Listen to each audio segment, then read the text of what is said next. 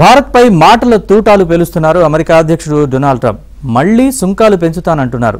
US visa కావాలంటే $15,000 కట్టాలంటున్నారు. టారిఫ్లతో Bharat, China లాంటి దేశాలను లొంగ తీసుకునే సత్తా ట్రంప్కుందా?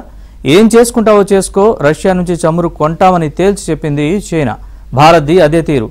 అసలు అగ్రరాజ్యం తన ప్రభావాన్ని కోల్పోతోందా?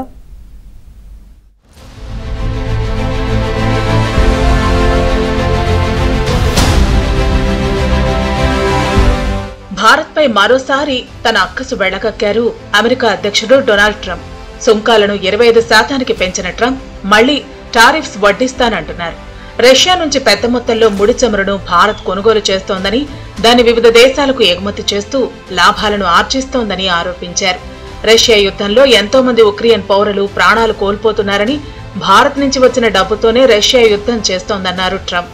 వలస వ్యవహారాల్లోనూ అమెరికాను భారత్ మోసం చేస్తోందని వైట్ హౌస్ విమర్శించింది. Well, I understand India no longer is going to be buying oil from Russia. That's what I heard. I don't know if that's right or not, but that's a good step. We'll see what happens. Well, I understand India no longer is going to be buying oil from Russia. That's what I heard. I don't know if that's right or not, but that's a good step. We'll see what happens. వలసదారులపై కఠిన ఆంక్షలు అమలు చేస్తున్న America visa ఆశావహులనెత్తిన మరో bomb పేల్చబోతోంది. Business, tourist visa కోసం దరఖాస్తు చేసుకునేవారు surety కింద $15,000 వరకు బాండ్ చెల్లించాలని అమెరికా విదేశాంగ శాఖ ప్రతిపాదించింది. ఈ మేరకు ఫెడరల్ రిజిస్ట్రీలో నోటీసు ప్రచురించింది. 12 నెలల పైలట్ ప్రోగ్రాం కింద ఈ కొత్త నిబంధన తీసుకురానున్నారు. ఫెడరల్ రిజిస్ట్రీలో అధికారి నోటీసు పెట్టిన 15 రోజుల్లోపు ఈ పైలట్ ప్రోగ్రాం అమల్లోకి రానుంది. బిజినెస్, పర్యాటక వీసా కోసం దరఖాస్తు చేసుకునేవారు అమెరికా ప్రవేశం పొందాలంటే కనీసం 5,000, 10,000 లేదా 15,000 సెక్యూరిటీ బాండ్లను సమర్పించాల్సి ఉంటుంది. వీసా కోసం దరఖాస్తు చేసుకునే సమయంలోనే ఈ మొత్తాన్ని చెల్లించాల్సి ఉంటుంది. ఒకవేళ సదరు వీసాదారులు నిబంధనలకు అనుగుణంగా నడుచుకుని గడువు పూర్తయిన తర్వాత దేశం విడితే ఆ మొత్తాన్ని రిఫండ్ చేస్తారు. అలా కాకుండా చట్టవిరుద్ధంగా వ్యవహరించిన వీసా గడువు ముగిశాక కూడా అగ్రరాజ్యంలోనే ఉన్నా ఎలాంటి రీఫండ్ దక్కదు. బిజినెస్ వీసాలు, టూరిస్ట్ వీసాల విషయంలో కొన్ని దేశాల నుంచి వచ్చే వాళ్ళకి కొంతమందికి వీళ్ళు అమెరికా నుంచి $15,000 బాండ్ అడగాలని నిర్ణయించుకున్నారట. ఈ అమెరికాకి బిజినెస్, టూరిస్ట్ వీసాలలో వస్తున్న వాళ్ళు ఓవర్ స్టే చేస్తున్నారని, అంటే వీసా కాల వ్యవధి కంటే ఎక్కువ కాలం అమెరికాలో ఉంటున్నారు అనేది వాళ్ళ గణాంకాలు చెబుతున్నాయట. వాళ్ళ గణాంకాల ప్రకారం, అమెరికా దగ్గర ఉన్నటువంటి గణాంకాల ప్రకారం వీసాలకు సంబంధించి అమెరికాలోకి వచ్చిన వాళ్ళు ఎంతకాలం ఉంటున్నారు, వీసాని ఓవర్ స్టే చేస్తున్నారనే విషయాల్లో ఉన్న గణాంకాల ప్రకారంగా కొన్ని దేశాల నుంచి వచ్చినటువంటి వాళ్ళు, ముఖ్యంగా కొన్ని దేశాల నుంచి వచ్చిన వాళ్ళు అమెరికాలో ఎక్కువ కాలం పాటు ఉంటున్నారు వీసా కాల వ్యవధి కంటే. చిక్కుముళ్ళు పెంచే వ్యవహారం వీసాల జారీలో ఇది భారతీయులు చాలా మందికి ఇబ్బందికరం. ఎందుకంటే చాలా మంది పిల్లలు ఉండటం వల్ల అక్కడ అమెరికాలో, లేకపోతే తమ బంధువులు ఇతరత్ర ఉండటం వల్ల అమెరికా టూరిస్టులుగా వెళ్లేవాళ్ళు, అమెరికా పర్యటనకు వెళ్ళి పిల్లల దగ్గరికి వెళ్లేవాళ్ళు చాలా ఎక్కువ ఇక్కడ. అదొకటి. రెండోది ఏంటంటే బిజినెస్ వీసాలు కూడా భారతదేశం నుంచి ఎక్కువే. ఈ బాండ్ నిబంధన అన్ని దేశాల ప్రజలకు ఉండదు. షూరిటీ వర్తించే దేశాల జాబితాను త్వరలోనే ప్రకటిస్తారు. 90 రోజుల బిజినెస్, పర్యాటక ప్రయాణాల కోసం తీసుకొచ్చిన వీసా వేవర్ ప్రోగ్రాంలో ఉన్న దేశాలకు ఈ బాండ్ వర్తించబోదని సమాచారం. వీసా గడువు ముగిసినా కొంతమంది దేశం విడిచి వెళ్లటం లేదని, అందుకే ఈ నిబంధన తీసుకొచ్చామంటోంది ట్రంప్ యంత్రాంగం. ట్రంప్ తొలిసారి అధ్యక్షుడిగా ఉన్న సమయంలోనూ ఈ తరహా పైలట్ ప్రాజెక్టు తీసుకొచ్చారు. 2020 నవంబర్లో వీసాలకు బాండ్ల నిబంధనను ప్రకటించారు. అయితే కరోనా రావడంతో ప్రపంచవ్యాప్తంగా ప్రయాణాలు నిలిచిపోయాయి. దీంతో ఈ నిబంధన అమలు కాలేదు. ఏ యూరోపియన్ యూనియన్ అయితే కూడా అమెరికాతో పాటు మనల్ని బెదిరిస్తుందో రష్యా నుంచి ఆయిల్ కొనొద్దని, ఆ యూరోపియన్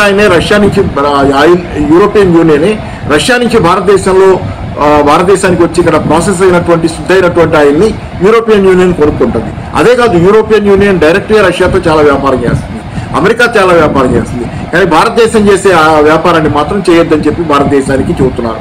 ద్వంద్వ ప్రవృత్తి, ద్వైతీ వ్యవహారం, అవకాశవాద వ్యవహారం. వాళ్ళు వ్యాపారం చేస్తా రష్యాతో, భారతదేశాన్ని చేయొద్దంటం అనేది కుదరనటువంటి వ్యవహారం, మంచిది కాదు. భారతదేశానికి తన సార్వభౌమాధికారం ప్రకారంగా తన ఇష్టానుసారం ఎవరితోనైనా, ఏ దేశంతోనైనా వ్యాపారం చేసుకునే హక్కు ఉందనేది నిజం. దీనివల్లనే ఈరోజు భారతదేశం కూడా తేల్చి చెప్పాల్సి వచ్చింది. రష్యా నుంచి ఆయిల్ కొంటానే ఉంటాం, మీరు బెదిరించిన ఆగమనేది చెప్పాల్సి వచ్చింది. రిపోర్ట్ అవుతున్నాయి ఏంటంటే అమెరికాతో ఈ బెదిరింపుల క్రమంలో ఇట్లాంటి సందిగ్ధ వాతావరణం, ఏం జరుగుతుందో రేపు పొద్దున్న తెలియని వ్యాపార వాతావరణంలో అమెరికాతో వాణిజ్యాన్ని తగ్గించుకోవడం కోసం ఏషియన్ దేశాలతో, association of east Asian nations, తూర్పు ఏసియా దేశాల సమాఖ్యంలోని దేశాలతో ఫ్రీ ట్రేడ్ అగ్రిమెంట్స్ ఎక్కువ చేసుకుని వాణిజ్యాన్ని దేశాలకు మళ్లించుకోవాలి అమెరికా నుంచి అనే ఒక ఆలోచన ఉన్నట్లుగా.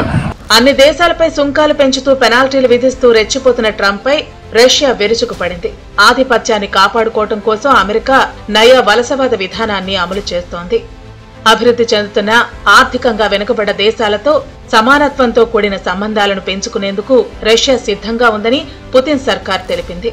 అమెరికా పలు దేశాల అంతర్గత వ్యవహారాలు, సార్వభౌమాధికారాల్లోనూ జోక్యం చేసుకుంటోందని రష్యా ఆరోపించింది.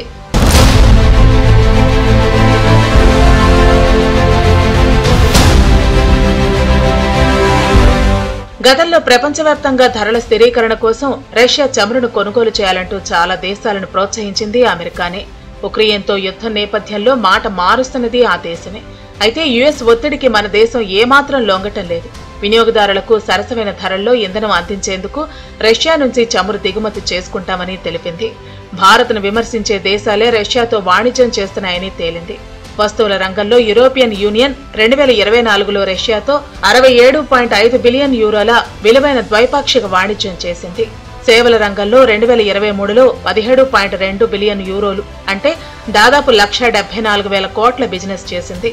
అణు పరిశ్రమ కోసం యురేనియం హెక్సాఫ్లోరైడ్, తన ఈవీ పరిశ్రమ కోసం పల్లాడియం, ఎరువులు, రసాయనాలను రష్యా నుంచి దిగుమతి చేసుకుంటోంది అమెరికా. అంటే తన అవసరాల కోసం రష్యాతో అమెరికా వ్యాపారం చేయొచ్చు కానీ భారత్ మాత్రం చేయకూడదా అని ప్రశ్నిస్తున్నారు విశ్లేషకులు.